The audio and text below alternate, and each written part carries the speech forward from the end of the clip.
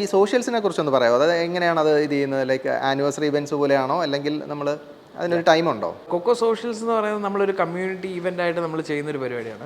അത് ആക്ച്വലി ഒരു പാർട്ടിയാണ്, ഒരു നെറ്റ്വർക്കിംഗ് ഇവന്റ് ആണ്. വേറെ നമ്മളൊരു പുതിയ ഒരു പുറത്തേതിൽ പ്രോപ്പർട്ടിയിലാണ് നമ്മൾ യൂഷ്വലി നടത്താറ്.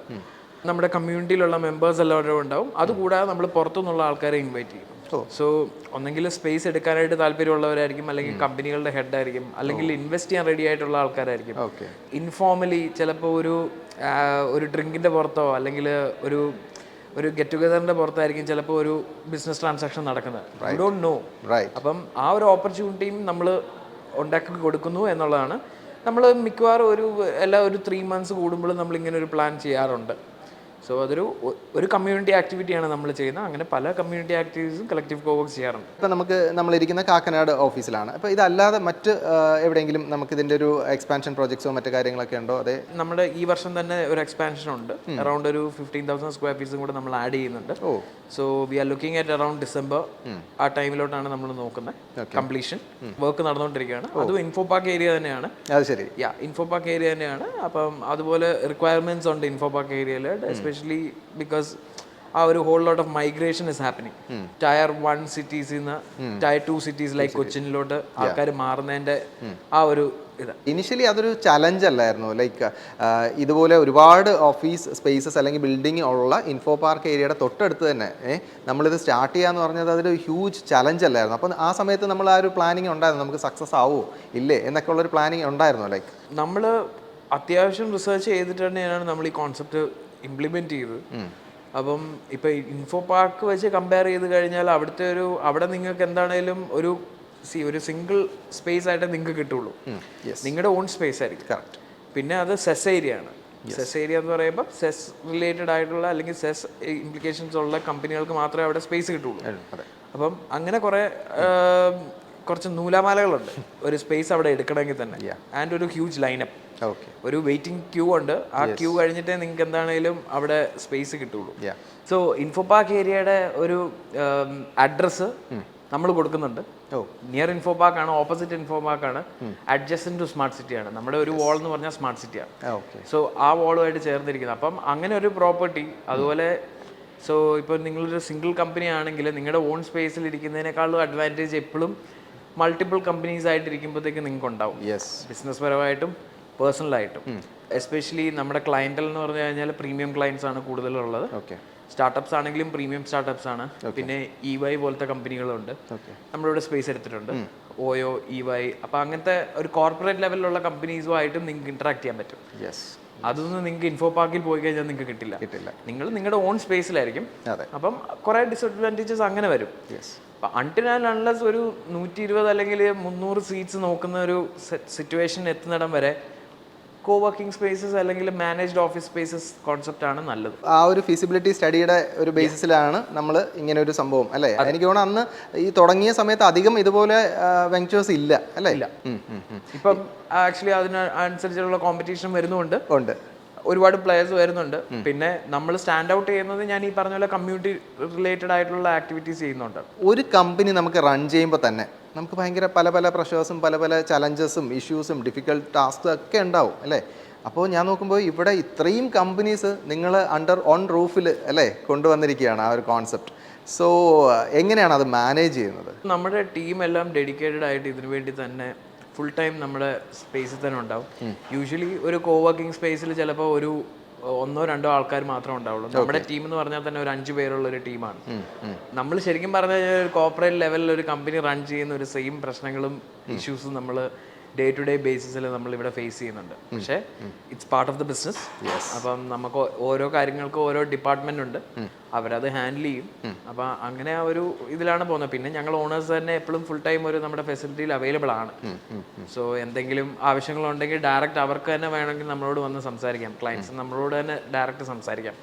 ഒരുപാട് ഇഷ്യൂസ് വരാറുണ്ട്, ഇൻഫ്രാസ്ട്രക്ചർ വൈസ് ആയിട്ടാണെങ്കിലും അല്ലെങ്കിൽ ഹ്യൂമൻ റിസോഴ്സ് വൈസ് ആയിട്ടായാലും ഇഷ്യൂസ് വരാറുണ്ട്. പക്ഷെ അതെല്ലാം നമ്മൾ സോർട്ട് ചെയ്യും. പിന്നെ ഇതൊരു കമ്മ്യൂണിറ്റി ആയിട്ട് നിൽക്കുന്നതുകൊണ്ട് എല്ലാവർക്കും അങ്ങോട്ടും ഇങ്ങോട്ടും എന്ത് വേണമെങ്കിലും ഓപ്പൺ ആയിട്ട് സംസാരിക്കാൻ പറ്റുന്ന ഒരു ഒരു ഇതുണ്ട്. അപ്പോൾ ഇവിടേക്ക് നമുക്ക് ശരിക്കും അപ്രോച്ച് ചെയ്യാൻ പറ്റുന്നത് എങ്ങനെയാണ്? ലൈക്ക് നമ്മുടെ സോഷ്യൽ മീഡിയ ഹാൻഡിൽസ് ത്രൂ തന്നെയാണോ? അപ്പോൾ നമ്മൾ ഡയറക്റ്റായിട്ട് ഇവിടെ അത് സപ്പോർട്ട് ചെയ്യാൻ അല്ലെങ്കിൽ അതിനൊരു അസിസ്റ്റൻസ് കൊടുക്കാനൊക്കെ നമുക്ക് HR ആണോ അല്ലെങ്കിൽ ആരാണ് അത് ശരിക്കും നമ്മൾ കോർഡിനേറ്റ് ചെയ്യുന്നതൊക്കെ? നമുക്ക് ഡെഡിക്കേറ്റഡ് ആയിട്ടുള്ള സെയിൽസ് ഗ്രൂപ്പ് ഉണ്ട്. സോ സെയിൽസ് ടീം നമ്മൾ അതിനെ എന്ത് ലീഡ്സ് വന്നാലും നമ്മളത് മാക്സിമം നമ്മളത് കൺവേർട്ട് ചെയ്യാൻ നോക്കും. അപ്പം നമ്മുടെ മാർക്കറ്റിംഗ് എല്ലാം നമ്മൾ ഈ ഓൺലൈൻ ത്രൂ ആണ് കൂടുതൽ നമ്മൾ ചെയ്യുന്നത്. പിന്നെ ബൈ വേർഡ് ഇവിടെ യൂസ് ചെയ്തവർ അത്രയും നമ്മളെ വൗച്ച് ചെയ്യാറുണ്ട്. അപ്പോൾ അവർ നമ്മളെ റെക്കമെൻഡ് ചെയ്യും, അങ്ങനെ ആൾക്കാർ വരാറുണ്ട്. പിന്നെ ത്രൂ ഇപ്പം ഇവിടെ എക്സിസ്റ്റിംഗ് വർക്ക് ചെയ്യുന്ന ക്ലയൻസ് തന്നെ ചിലപ്പം എക്സ്പാൻഷൻ പറയാറുണ്ട്. അതായത് ഇപ്പോൾ 15 സീറ്റ് എടുത്തവർ ചിലപ്പം അടുത്ത ഒരു 2 മാസത്തേക്ക് ഇനിയിപ്പോൾ ഒരു 30 സീറ്റ് വേണമെന്ന് പറയും. അപ്പോൾ അതൊക്കെ ഒരു ടെക്നിക്സ് ആണ്. തുടങ്ങിയതിന് ശേഷം നമുക്കൊരു വലിയൊരു ക്രൈസിസ് നമുക്ക് ഫേസ് ചെയ്ത ഒരു അങ്ങനെ എന്തെങ്കിലും പറയാനുണ്ടോ, അല്ലെങ്കിൽ വലിയൊരു ചലഞ്ച് നമ്മൾ ഫേസ് ചെയ്തത്? ഞങ്ങൾ ഒബ്വിയസ്ലി സ്റ്റാർട്ട് ചെയ്തത് കോവിഡിന്റെ സമയത്താണ്. ഐ മീൻ 21 എന്ന് പറഞ്ഞാൽ പോലും ആൾക്കാരെല്ലാവരും ഫുള്ളി ഓഫീസിലോട്ട് വരാനും വന്നിട്ടില്ല. സെക്കൻഡ് വേവ് വരുന്ന സമയമായിരുന്നു. സെക്കൻഡ് വേവ് വന്നു കഴിഞ്ഞപ്പോഴത്തേക്ക് ഞങ്ങൾക്ക് ആക്ച്വലി ഇത് പിന്നെയും ഒന്ന് ഡിലേ ചെയ്യേണ്ടി വന്നു, സ്റ്റോപ്പ് ചെയ്യേണ്ടി വന്നു. എന്നിട്ട് ഫുള്ള് നമ്മൾ വീണ്ടും ആ ഒരു ഫുൾ പ്രോട്ടോകോൾ എല്ലാവരും ഫോക്കസ് ആയിട്ട് ചെയ്യേണ്ടി വന്നു. ലൈക്ക് ഫ്യൂമിഗേഷൻ അങ്ങനത്തെ പരിപാടികളെല്ലാം ചെയ്യേണ്ടി വന്നു. അതൊക്കെയായിരുന്നു നമുക്ക് മെയിൻലി വരുന്നത്. പിന്നെ ഡേ ടു ഡേ എന്താണേലും ചെറിയ ചെറിയ പ്രശ്നങ്ങൾ എന്താണേലും ഉണ്ടാവും. ഇന്റർനെറ്റിന് ചെറിയ സ്പീഡ് കുറവോ അല്ലെങ്കിൽ അങ്ങനത്തെ എന്തെങ്കിലും ഇഷ്യൂസ് ഉണ്ടെങ്കിൽ അപ്പം തന്നെ നമ്മൾ മാക്സിമം ഒരു 5 to 10 മിനിറ്റ്സിനുള്ളിൽ തന്നെ റെക്ടിഫൈ ചെയ്യാറുണ്ട്. ആ ഒരു ക്രൈസിസിന്റെ പോയിന്റ് ഓഫ് ടൈമിൽ ചിന്തിച്ചായിരുന്നോ എപ്പോഴെങ്കിലും ഏതെങ്കിലും ഒരു പോയിന്റ് ഓഫ് ടൈമിൽ ഇത് ചെയ്തത് ശരിയാവുമോ അല്ലെങ്കിൽ സക്സസ്ഫുൾ ആകുമോ എന്നൊക്കെ ഒരു തോട്ട് വന്നിരുന്നോ എപ്പോഴെങ്കിലും? ഒരിക്കലും ഇല്ല.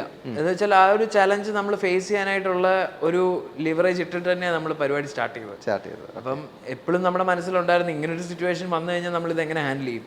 അപ്പം അത് എപ്പോഴും നമ്മുടെ മനസ്സിലുണ്ടായിരുന്നു. സോ ബേസിക്കലി ആ ഒരു വറി ഇല്ലായിരുന്നു. അത് ശരി.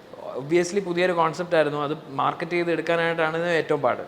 നമുക്ക് മലയാളികൾക്ക് പെട്ടെന്നൊരു ഒരു സംഭവം നമ്മൾ പെട്ടെന്ന് കണ്ടു കഴിഞ്ഞാൽ പോലും നമ്മൾ മലയാളികൾ ചിലപ്പോൾ അത് അക്സെപ്റ്റ് ചെയ്യണമെന്നില്ല. അതിന്റെ ആ ഒരു അഡ്വാൻറ്റേജും ഡിസഡ്വാൻറ്റേജും എല്ലാം മനസ്സിലാക്കിയിട്ട് മാത്രമേ നമ്മൾ മലയാളികൾ എന്താണെങ്കിലും ഒരു കാര്യം ചെയ്യും. സോ ഐ തിങ്ക് ആ ഒരു ടൈം ഫ്രെയിം നമുക്കുണ്ടായിരുന്നു.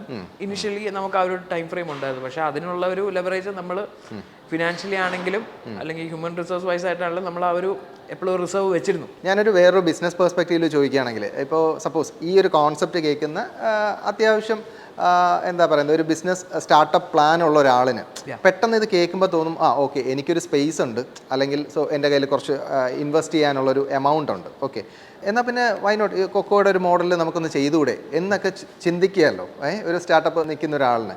അങ്ങനെയുള്ളവർക്ക് ഇത് എത്രത്തോളം ഈസി ആണോ, അല്ലെങ്കിൽ പെട്ടെന്ന് കേൾക്കുമ്പോൾ ഈവൻ എനിക്ക് പോലും തോന്നാറുണ്ട് ഇത് കേൾക്കുമ്പോൾ ഓക്കെ ശരി നമുക്കൊരു സ്പേസ് ഉണ്ട്, നമുക്ക് ഇങ്ങനെ ഒരു സംഭവം ചെയ്തുകൂടെ. പക്ഷെ അത് എത്രത്തോളം വെല്ലുവിളികൾ, എത്രത്തോളം ചലഞ്ചസ് അതിൻ്റെ പുറകിലുണ്ട്? ഒരുപാട് ചലഞ്ചസ് ഉണ്ട്. ഒരു നല്ലൊരു ആർക്കിടെക്റ്റും അത്യാവശ്യം കാശും ഉണ്ടെങ്കിൽ നിങ്ങൾക്ക് ഇതുപോലൊരു സ്പേസ് ഡിസൈൻ ചെയ്തെടുക്കാം, കൺസ്ട്രക്ട് ചെയ്തെടുക്കാം. പക്ഷേ അത് ഡേ ടു ഡേ റൺ ചെയ്യണമെങ്കിൽ അതിന് ഒരുപാട് തലവരകളുണ്ട്. ഇപ്പം എൻ്റെ ഫെസിലിറ്റിയിൽ ഞാൻ പറഞ്ഞ പോലെ 300 ക്ലയൻസ് ഉണ്ട്. 300 ക്ലയൻസ് എന്ന് പറഞ്ഞാൽ 300 ഇൻഡിവിജ്വൽസ് ആണെന്ന് വിചാരിക്കുക. 300 ഇൻഡിവിജ്വൽസിനെ ഹാൻഡിൽ ചെയ്യാന്ന് പറഞ്ഞു കഴിഞ്ഞാൽ ചില്ലറ പണിയല്ല. എല്ലാ ദിവസവും ഓഫീസിൽ വരുമ്പോഴത്തേക്ക് ഇത്രയും ആൾക്കാർ എന്ന് പറഞ്ഞാൽ human beings R definitely dynamic. ഇപ്പോൾ ഒരാളുടെ റിക്വയർമെന്റ് ആയിരിക്കില്ല മറ്റേയാളുടെ റിക്വയർമെന്റ്, ഒരാളുടെ പ്രശ്നങ്ങളായിരിക്കില്ല ചിലപ്പോൾ മറ്റേയാളുടെ പ്രശ്നങ്ങൾ. അപ്പം ഓരോരുത്തരെയും പല സെക്ടേഴ്സ് ഓഫ് അല്ലേ ബിസിനസ് ആണ്. ഡെഫിനറ്റ്ലി ഇപ്പൊ സ്റ്റാർട്ടപ്പ് റിലേറ്റഡ് ആയിട്ടുള്ള ഒരുപാട് കാര്യങ്ങളുണ്ടാവും. കോർപ്പറേറ്റ് ലെവലിലോട്ട് വരുമ്പോഴത്തേക്ക് അതിനനുസരിച്ചിട്ടായിട്ടുള്ള വ്യത്യാസങ്ങൾ വരും. ഇപ്പം ഇൻക്ലൂഡിങ് നമ്മുടെ സ്പേസ് എടുക്കുന്നതിന് മുമ്പ് കോൺട്രാക്ട് ചെയ്യുന്നതിന്റെ സമയത്ത് പോലും ഇപ്പൊ സ്റ്റാർട്ടപ്പിനൊക്കെ എന്ന് പറഞ്ഞാൽ ബേസിക് കോൺട്രാക്ട് കൊടുത്താൽ മതി. പക്ഷെ ഒരു MNC വരുമ്പോഴത്തേക്ക് അവരുടെ ചെക്ക് ലിസ്റ്റ് തന്നെ ഒരു വലിയ ലിസ്റ്റാണ്. അപ്പൊ അത് ഫുള്ള് നമ്മള് നമ്മുടെ ആ ഒരു സ്പെസിഫിക്കേഷൻ ഓക്കെ ആണെന്ന് അവർക്ക് തോന്നിയാൽ മാത്രമേ അവർ സ്പേസ് എടുക്കുള്ളൂ. അതെല്ലാം കഴിഞ്ഞ് കഴിഞ്ഞാൽ അവർക്ക് മന്ത്ലി ഇത്ര സാധനങ്ങൾ നമ്മൾ ചെയ്തു കൊടുക്കണം എന്നുള്ളൊരു കമ്മിറ്റ്മെന്റ് ഉണ്ടായിരിക്കും. അല്ലെങ്കിൽ ഇത്ര റിപ്പോർട്ട്സ് നമ്മൾ തിരിച്ച് അവർക്ക് കൊടുക്കണം, അങ്ങനത്തെ കമ്മിറ്റ്മെന്റ്സ് ഉണ്ടാവും. പിന്നെ ആൾക്കാരുടെ വെൽബീങ് ആണ് ഈ MNCs എല്ലാം ഏറ്റവും കൂടുതൽ മെയിൻലി നോക്കുന്നത്. എന്തെങ്കിലും ഒരു പ്രശ്നം ഉണ്ടായി കഴിഞ്ഞാൽ അല്ലെങ്കിൽ എന്തെങ്കിലും ഒരു ഡിസഡ്വാൻറ്റേജ് അവർക്ക് തോന്നിക്കഴിഞ്ഞാൽ അപ്പം തന്നെ അവർക്ക് മെയിൽ ത്രൂ വരും. അത് നമ്മൾ ഏറ്റവും മിനിമം ടൈമിൽ റെക്ടിഫൈ ചെയ്ത് കൊടുക്കുക. അവിടെയാണ് അതിൻ്റെ ആ ഒരു ഇതിരിക്കുന്നത്. ഇതിപ്പം ഇങ്ങനെ ഒരു സ്പേസ് ക്രിയേറ്റ് ചെയ്യാനായിട്ട് വളരെ എളുപ്പമാണ്. പ്രോബ്ലം സോൾവിങ് എഫിഷ്യൻസി അല്ലേ, അവിടെയാണ് കാര്യം. ഡേ ടു ഡേ റണ്ണിങ്ങിലാണ് കാര്യങ്ങൾ. നിങ്ങൾ ഇവിടെ എന്തൊക്കെ ചെയ്യുന്നു, ഇവിടുത്തെ ആക്ടിവിറ്റീസ് എന്താണ്, അങ്ങനത്തെ കാര്യങ്ങളിലാണ് ഒരു സ്റ്റാൻഡ് ഔട്ട് ആയി നിൽക്കാൻ പറ്റുക.